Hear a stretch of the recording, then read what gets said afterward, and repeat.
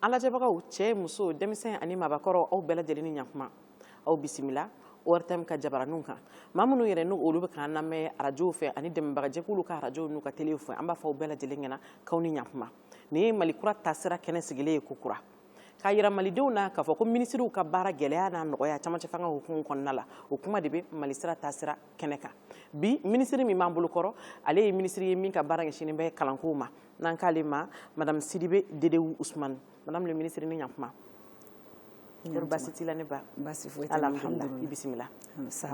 ni baara ninnu kalifalen bɛ ne ma bi nka n baarakɛɲɔgɔn min bɛ n bolo kɔrɔ ale tɔgɔ Yusuf Kulubali ale bɛ arajo Rampar la Yusuf i ni ɲakuma i bisimila madame le ministre ɲininkali fɔlɔ min anw b'o tengu ministriw la nin kɛnɛ in kɔnɔ o de ye baara jumɛnw ni olu kalifalen b'i la camancɛ fanga hukumu kɔnɔna la i ka ministriso kɔnɔ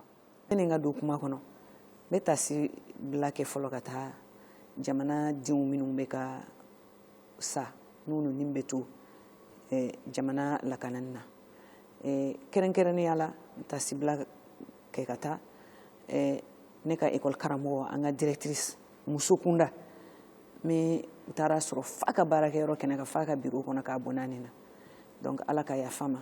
ala ka hinɛ la donc n'o tɛmɛna ka bɔ yen n bɛ barika da ɲɛmɔgɔw ye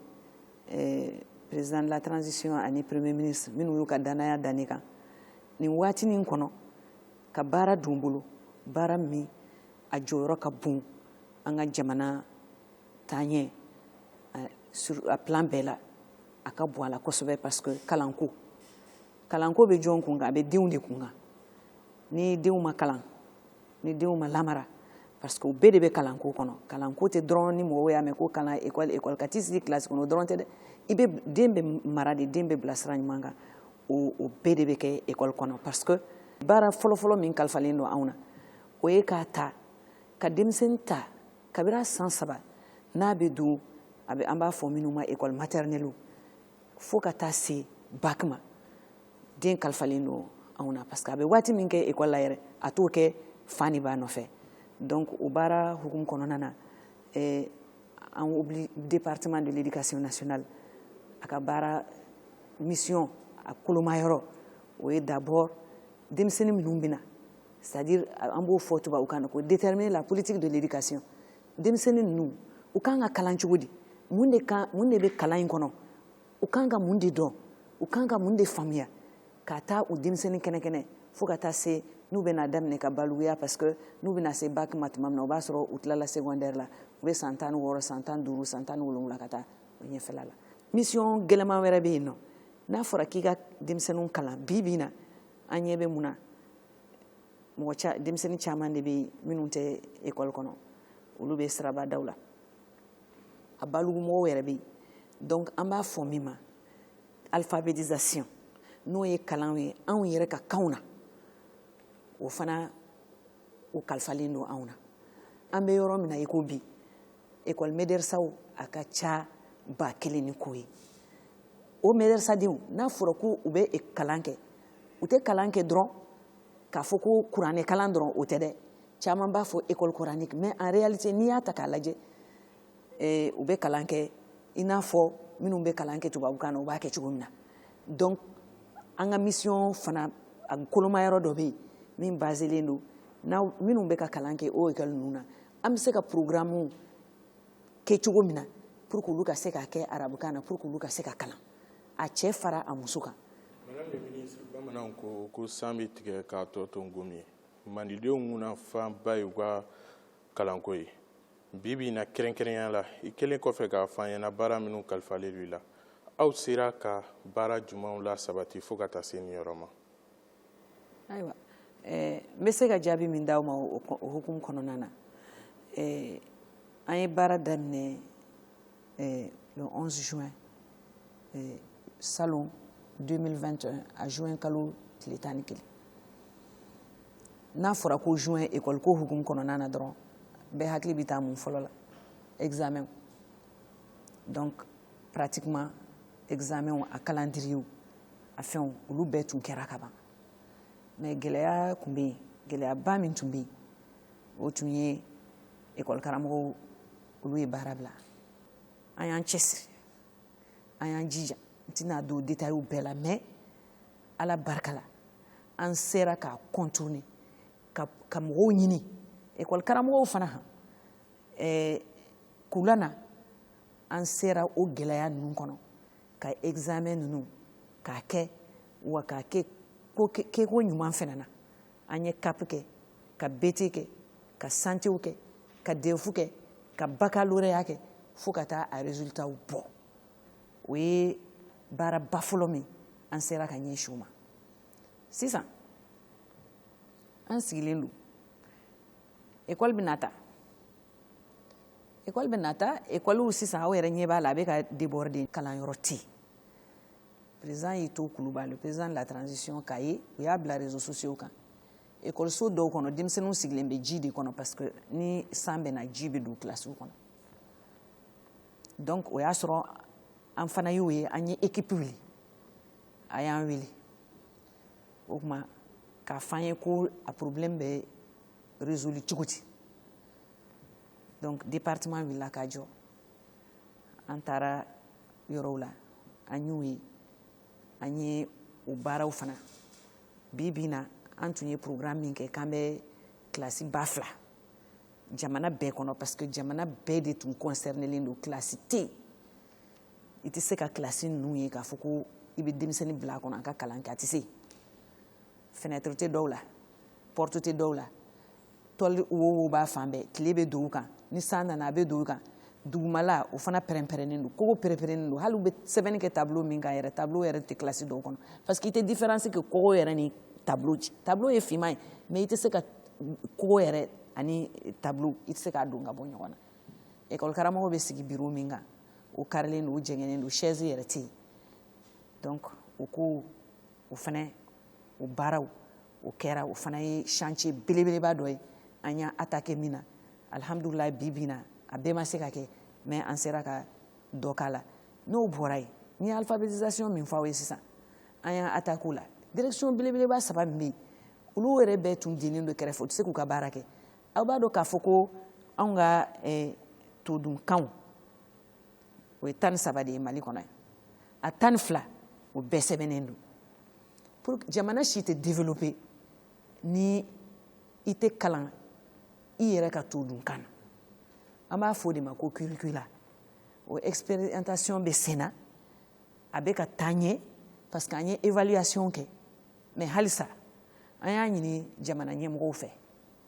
n y'a communication kɛ conseil des ministres la u k'a lajɛ u k'anw dɛmɛ an ka todunkanw a ka don an ka projet bɛɛ la a ka sinsin o de bɛ jamana bɔ nɔgɔ la o de bɛ jamana développer musow ta fan fɛ an bɛ ka o fana an y'o ta n'i y'a lajɛ Bamako ni région kɔnɔ structure dɔw b'an bolo kalanso n'a bɛ f'o ma ko CAFE centre d'apprentissage féminin musomaninw minnu ma chance sɔrɔ ka taa école la an b'u dege formation professionnelle bɛ k'olu kun an b'u dege o la u bɛ kalan kɛ u bɛ galadon kundilan ka an ka denrée ninnu transformer n'a fɔ sisan n'u ye fɔyɔ ninnu u b'u dilan k'o tobi k'o kɛ sachetw kɔnɔ o bɛ baara nɔgɔya gadon musow bolo kosɛbɛ u b'u dege fɛn caman na min b'a to u ka diɲɛlatigɛ bɛ se ka nɔgɔya donc o fana bɛɛ bɛ kɛ balugu kalan de la Bamako Nara olu bɛ kɛ bamanankan na Burem ani yɔrɔ tɔw olu bɛ kɛ kɔrɔbɔrɔkan na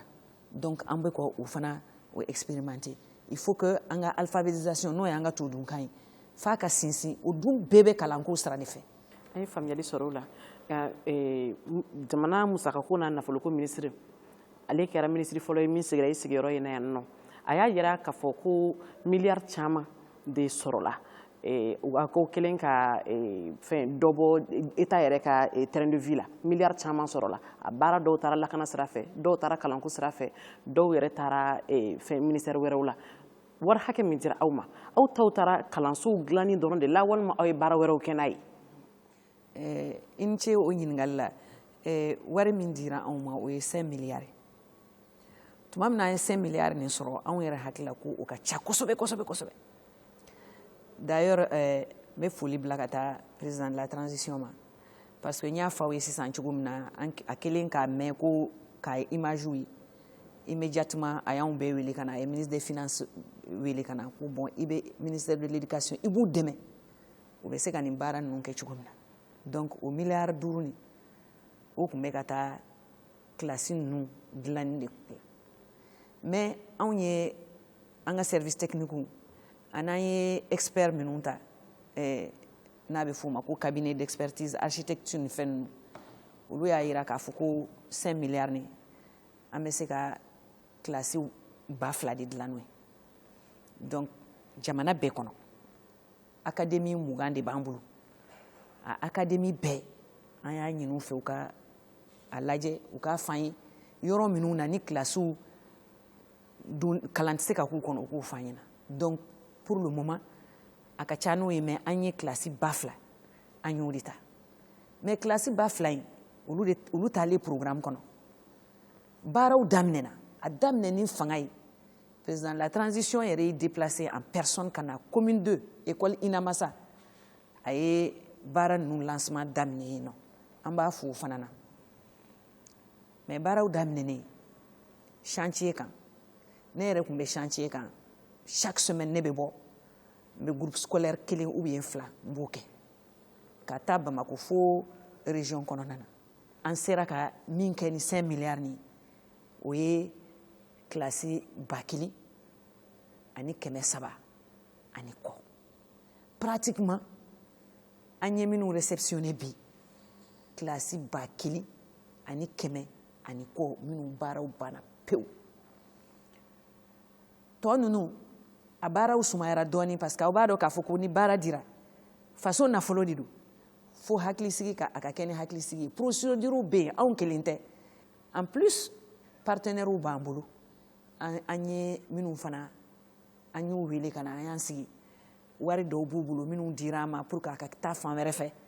an y'a négocier u fɛ u k'o bila an ka disposition na pour que o ka taa kilasi dilan nin kɔnɔ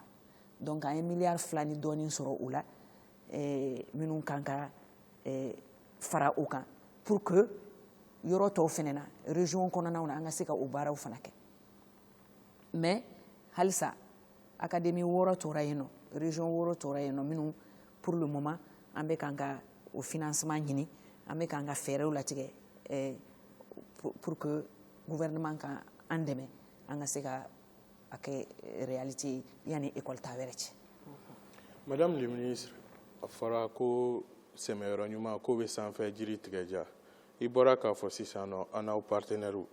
ni wagati in na kɛrɛnkɛrɛnya na ministère de l'éducation ni a dɛmɛbaga jɛkulu n'a b'a fɔ ma ko partenaires olu cɛ bɛ cogo di. hali ni partenaire dɔw y'u fori ka bɔ an kɔrɔ an yɛrɛ bɛ a ɲinina an bɛ k'an hakili jagabɔ ka fɛɛrɛw latigɛ an bɛ se ka an yɛrɛ dɛmɛ cogo min na i n'a fɔ yanni i bɛ hakili latigɛlen don ko mɔgɔ wɛrɛ de bɛ k'i dɛmɛ i yɛrɛ ka fɛɛrɛw latigɛ i se k'i yɛrɛ dɛmɛ cogo min na donc an bɛ o fɛn ninnu kɔnɔ an b'o réflexion ninnu kɔnɔ partenaire bɛɛ m'an bila partenaire dɔw bɛ yen halisa an bɛ se ka compter minnu kan ni minnu bɛ ka continuer ka baara kɛ éducation niveau la mais éducation yɛrɛ a sinsin bɛrɛ a force yɛrɛ o bɛ budget national de kan. Madame le ministre an bɛ ɲininkaliw bila dabolo wɛrɛ kan gɛlɛyaba bɛ dugubakɔnɔmɔgɔw kan kɛrɛnkɛrɛnnenya la wa an y'a ye halisa a bɛ ka kɛ marabolow yɛrɛ kɔnɔ o ye école privée ko ye école privée dɔw bɛ méthode Bosser kɛ dɔw bɛ kalan wɛrɛ kɛ dɔw bɛ halisa Mamadu ye bi ne ta kalan kelen école privée dɔw ka école bɛ taa tɔw ta ɲɛ a bɛ bila ɲɛ u ni jamana ka kalanso écoledenw tɛ taa waati kelen u tɛ bila waati kelen kalanw yɛrɛ cogo tɛ kelen ye yala fɛɛrɛ jumɛnw sɔrɔlen b'o la aw ka ministériso kɔnɔ. ɲinan école bɛna taa tuma min na tuma caman an ye communiqué fɔlɔ kɛ k'a fɔ ko école bɛ taa nin date la an nana lajɛ terrain kan école caman dayɛlɛla depuis septembre alors que an y'a fɔ ko novembre kalo tile fɔlɔ o de ye école ta dun yɛrɛ yɛrɛ yɛrɛ bɛɛ privé ou public ou ministère de l'éducation de bɛ école bɛ taa don min na o prérogative bɛ gouvernement de bolo k'a fɔ école bɛ taa nin dun mɔgɔ mɔgɔ n'i ye école ye i kɛra privé ou i kɛra public ye diyagoya kisɛ bilen i b'o respecter effectivement an y'a ye k'a fɔ ko ni min ka di min ye o b'o kɛ dɔw taara septembre la dɔw ko k'u tɛ novembre kɔnɔ k'a sɔrɔ a bɔra yanni u ka taa a bɔra yanni u ka école dayɛlɛ septembre la an ye depuis examen banna an ye programme kɛ k'a f'u ye école bɛ taa nin date de la c'est vrai an ye date fɔlɔ fɔ octobre an tilala k'o rectifier en novembre o ye pour que ka vraiment an kun bɛ ka baara minnu kɛ classiw kɔnɔ an ka se ka caman kɛ olu la parce que san kun bɛ na c'était pas évident donc dɔw m'a respecté u y'a kɛ mais an y'a bɛɛ datugu fɛn o fɛn y'a kɛ an y'a bɛɛ datugu an ye communiquéw kɛ aw yɛrɛ y'an dɛmɛ ka communiquéw passer mais minnu m'a mɛn an ye conseiller pédagogique parce que a bɛɛ rattachelen don académie dɔ de la n'i y'a ta Bamakɔ yan rive gauche académie bɛ yen olu de bɛ école bɛɛ gérer olu fɛnɛ u ka fanga bɛ sinsin capu directeur de capu bɛ yen donc u y'a di ɲɔgɔn ma an taara sur le terrain mɔgɔ mɔgɔ tun dayɛlɛlen don avertissement dir'i ma n'i m'a datugu fanga bɛ boli kan donc ce qui fait que hali n'u b'a kɛ peut-être u y'a kɛ dugu la ou bien fɛn dɔw bɛ yen a échappera an na mais quand même a fanba kɔni u bɛ obligera k'a datugu ka 1er novembre kɔnɔ o ye kelen ye o ye date ninnu ye fɛn min ye programme ye normalement programme bɛɛ de ye kelen ye mais c'est vrai que an ye jateminɛw kɛ k'a lajɛ dɔw bɛ ka a essayer ka taa u yɛrɛ ka taabolo fɛ non ou bien i ye école Mali école ye ou bien i tɛ Mali école ye école bɛ yan nɔ minnu tɛ Mali enseignement kɛ olu donnen don olu t'anw ka école ye mais fɛn o fɛn kɔni y'anw ka o dun o man ca yan mais fɛn o fɛn ye anw ka école ye an ka programme ye min ye o de bɛ kɛ an kɛlen bɛ ka fɛn dɔ tolérer par exemple langues la an y'a remarqué école privée dɔw la u bɛ anglais kɛ denmisɛnninw kunna sisan anw yɛrɛ bɛ ka a étudier anw yɛrɛ fana bɛ se ka anglais instituer cogo min na an ka école la parce que o nafa bɛ denmisɛnninw kan a bɛ écoledenw kan an y'a ye k'a fɔ k'o ka ɲi mais n'a bɔr'o la k'a fɔ k'aw bɛ programme wɛrɛ de kɛ min tɛ gouvernement ka programme ye min tɛ ministère de l'éducation ka programme ye parce que n y'a fɔ aw ye an ka mission na fɛn o fɛn ye politique de l'éducation ye programme b'o la anw de b'o kɛ a kɛra fondamental ye a kɛra école normale ye a kɛra école secondaire générale ye a kɛra école technique et professionnelle ye a bɛɛ politique a bɛɛ baara o y'anw ka mission girimanba dɔ ye donc mɔgɔ tɛ se k'a fɔ jamana kelen kɔnɔ nin bɛ nin kalan nin bɛ nin kalan non n'i b'o kalan i bɛ taa minnu ka tɛ Mali hukumu kɔnɔ i bɛ taa yen de. Madame le ministre, école taara a bila la o y'a ye école yɛrɛ bɛ écoledenw bɛ yen an y'a ye k'a fɔ depuis gɛlɛya binna an ka jamana kan Mali la école caman bɛ yen nɔ minnu datugura yeli olu ka kibaruya bɛ cogo di nin waati in na. école caman datugura surtout anw ka jamana cɛmancɛ ani nord la insécurité bɛ yen ni lakana tɛ yɔrɔ yɔrɔ kɔni foyi yɛrɛ tɛ se ka kɛ école dɔrɔn tɛ o an b'a fɔ min ma an ka services sociaux de base a si tɛ yen mais n bɛ n profiter nin question in na k'an ka finitigiw force de défense et de sécurité k'u fo kosɛbɛ parce que bi bi in na alhamdulillah an ɲɛ b'a la k'o bɛ ka taabolo min fɛ a ye espoir caman don an na sécurité bɛ ka na dɔɔni dɔɔni bi bi in na an ka école caman datugura mais caman bɛ ka dayɛlɛ dɔɔni dɔɔni mais minnu ma dayɛlɛ k'a fɔ ko école tɛ yen o yɔrɔnin na effort baw de kɛra département fɛ min bɛ taa taabolo fo 8 kan min bɛ se k'a to minnu dennenw de kɛrɛfɛ ni lakana y'u bali ka kalan kɛ ou bien n'u bɔra école de la ani baliku olu bɛ se ka kalan cogo min na u bɛɛ taalen don o kɔnɔ wa o bɛɛ fana o b'anw ka programme ba dɔ kɔnɔ an b'a fɔ min ma ko PRODEC 2 o y'an ka gafeba de don Mali gouvernement yɛrɛ de b'a financer partenaires b'a la mais a man ca. An y'a ye ko école karamɔgɔw ka lafasali jɛkulu olu y'u ka hakɛw lafasa ni ɲɔngiri ko jamana bɛ wagati min na k'o kun t'a ye o kɛwale in diyara maliden bɛɛ lajɛlen ye nka halisa u tun bɛ kɛlɛ la hakɛ minnu nɔfɛ an hakili la article 39 ko bɛ o la yala o lawaleyali bɛ hakɛ jumɛn na an bɛ don min na komi bi. N b'a daminɛ k'u fo fɔlɔ parce que o y'o kɛ i y'a fɔ cogo min na a diyara maliden bɛɛ ye parce que fasoden ɲuman y'a sira o y'o de yira anw na n'i y'a ye kalan yɛrɛ sera ka kɛ fo sisan o hakilina de y'a to kalan in bɛ ka kɛ u ye baarabila min tun kɔnda depuis que gɛlɛya binna an ka jamana kan binkani kɛra anw kan u ko ko u ka fɛn o fɛn u b'a ɲini u k'a bɛɛ to yen an k'an bolo di ɲɔgɔn ma an ka jamana dɛmɛ fɔlɔ pour que an bɛ bɔ gɛlɛya kɔnɔ n b'u fo hakili ɲumanya la mais n bɛ fɛn kelen de fana fɔ yan ka taa président na ka na premier ministre la ka na gouvernement na bɛɛ haminako de ye école ko in ye école dun fana tɛ se ka kɛ cogoya si la ni école karamɔgɔ tɛ tiɲɛ don école karamɔgɔw b'u ka hakɛ ɲini u bɛ continuer k'a ɲini olu kelen tɛ u baarakɛla bɛɛ de don mais k'a dɔn k'a fɔ fɛnɛ u ye baarabila min kɛ o kɔrɔ tɛ ko gouvernement fana b'u ka ko bila kɔfɛ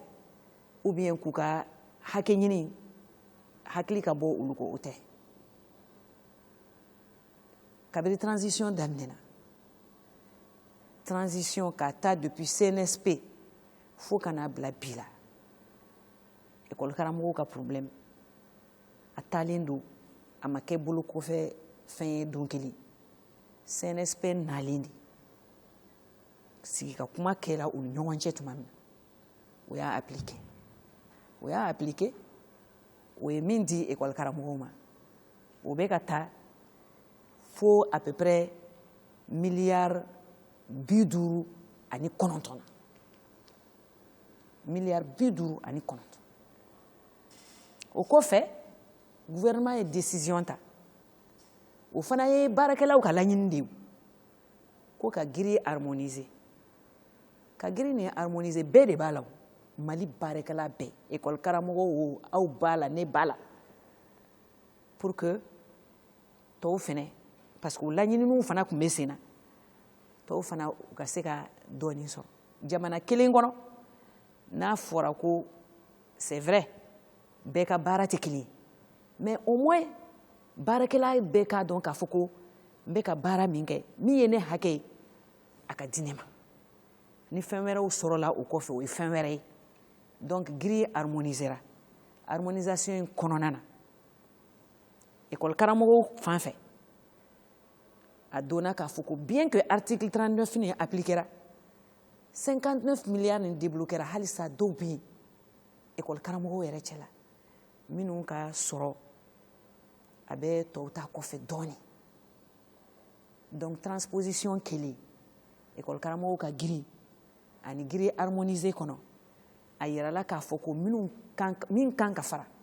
école karamɔgɔw fana ka grille kan pour que bɛɛ ka hakɛ ka se ka au moins ka équilibrer o taara 12 milliards à peu près 12 milliards 150 millions donc ninnu bɛɛ de ye fɛnw ye k'a yira k'a fɔ effortw kɛra effortw bɛ sen na an ka daw yɛlɛlen don école karamɔgɔw ye wagati kɔni b'a diyagoya an kan an ka ɲininkali laban dɔ k'i la madame le ministre o ye min ye Selenge école B directrice o ka fatuli ye nin wagati in na a kɛlen don ka kɛ dusuma kasiba ye Mali école maîtres ma yeli hakilinasigi kuma jumɛn b'i bolo k'a fɔ maliden bɛɛ lajɛlen k'a fɔ min ye kiiri kɔni o na kɛ nin ko in na i ni ce i ka o ɲininkali la donc an bɛ ta sibila ka taa jamanaden fɛn o fɛn i kɛra sɔrdasi ye i kɛra civil ye minnu ni tora baara la faso lakanani na école directrice ni Selenge mara kɔnɔna na min kɛra n'o y'a ka bonya nin na o ye dusukasi ye jamana ɲɛmɔgɔw département de l'éducation administration scolaire école karamɔgɔw écoleden somɔgɔw écoledenw ni écoleden somɔgɔw parce que an bɛɛ de ye kelen n'a fɔra ko administration lakana écolesow kɔnɔ o bɛ jɔn ka bolo kan o bɛ jamana ɲɛmaaw de ka bolo kan n'a fɔra ko mɔgɔ ka se ka taa don écoleso kɔnɔ ka taa école karamɔgɔ bɔnani na surtout muso je crois que an bɛɛ kunko de don mais ka taa a dun na fo ka n'a bila bi la département de l'éducation gouvernement yɛrɛ mun bɛ bɛn n bɛ n profite o yɔrɔ la ka barika da ministre de la sécurité fana ye ani gouverneur de région ani fɛn o fɛn autorité administrative fɛn o fɛn bɛ a jamana kɔnɔ collectivité bɛɛ de y'i tɛgɛ di ɲɔgɔn ma an bɛ yɔrɔ min na i ko bi en tout cas mɔgɔw minɛnen don mais comme a problème a ka gɛlɛn dɔɔni an tɛ se ka na fɛn caman fɔ a kan parce que a bɛ justice ka bolo kan ala ka hinɛ madame Togola Ramatala ala ka yafa k'a ye ani mɔgɔ mɔgɔ ni bonnena nin situation in na ni dakuru ɲɛ damadɔ laban b'i bolo ka fɔ école karamɔgɔw ye ka fɔ écoledenw ye ka fɔ écoleden somɔgɔw ye maliden bɛɛ lajɛlen bɛ k'i lajɛ WRTM kan min bɛ n fɛ k'a fɔ o ye barikada ye fɔlɔ n bɛ barikada école partenaires bɛɛ ye école karamɔgɔw kelen kelen yana filɛ ka minnu fɔ sisan ani minnu y'an dɛmɛ fana ka examenw kɛ tuma min na tɔw bɛ baara bila la n b'u fo nin kɛnɛ kan n bɛ barika d'u ye halisa an bɛɛ k'a dɔn k'a fɔ ko école ko an bɛɛ kunko de don gɛlɛyaba dɔ bɛ école ko fana kɔnɔ o ye jiko de an y'a lajɛ Bamakɔ dɔrɔn kɔnɔ yan a ka ca écoleso kɛmɛ ye ji tɛ min na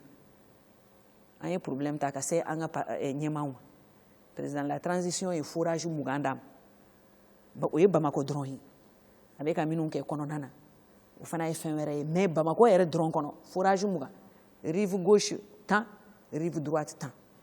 mɔgɔ wɛrɛw bɛ yen minnu ye partenaires ye minnu fana bɛ kan ka an dɛmɛ parce que écoleso ni ji t'a kɔnɔ ni ɲɛgɛn t'a kɔnɔ hali n'an ye classiw kɛ fɛn o fɛn ye a man nɔgɔn n'Ala sɔnn'a ma an ye examenw dɔgɔda cogo min na an ka ɲini de ye examenw bɛɛ ka kɛ ka ban pewu pour que écoleden minnu bɛ passer bac la u ka se ka kalan daminɛ parce que dɔw bɛ taa jamana wɛrɛw la dɔw b'a daminɛ a y'a fɔ cogo min na université privée bɛ yan nɔ mais an y'a remarqué chaque année ni bac kɛra écoleden minnu bɛ bac sɔrɔ olu tɛ se ka kalan daminɛ o san na de fo ka san wɛrɛ de kɔnɔ parce que o y'a sɔrɔ école taara k'u to donc ɲinan an ye programme min kɛ ni Ala ni kira sɔnna avec ni bɛɛ k'an dɛmɛ examenw ka kɛ ka ɲɛ k'a ban a waati la n'a banna a waati la école bɛ se ka taa san wɛrɛ le 1er octobre an bɛ dugawu de kɛ saw Mali bɛ situation min na bi an bɛɛ k'an tɛgɛ di ɲɔgɔn ma n'an tɛgɛ di ɲɔgɔn ma mɔgɔ si tɛ se ka don an ni ɲɔgɔn cɛ Ala ka an ka laɲiniw sabati Ala ka Mali dɛmɛ Ala k'an bɔ nin dingɛ in kɔnɔ. Madame le ministre ni ce Yusufu ni ce an lajɛbagaw a ye nin de sɔrɔ ka da aw tulo kan kalanko ta fanfɛ camancɛ fanga hukumu kɔnɔna la aw k'an bɛn sini ɲakuma ORTM kan ministre wɛrɛ ka gɛlɛyaw n'a ka nɔgɔyaw laseli ma aw ye.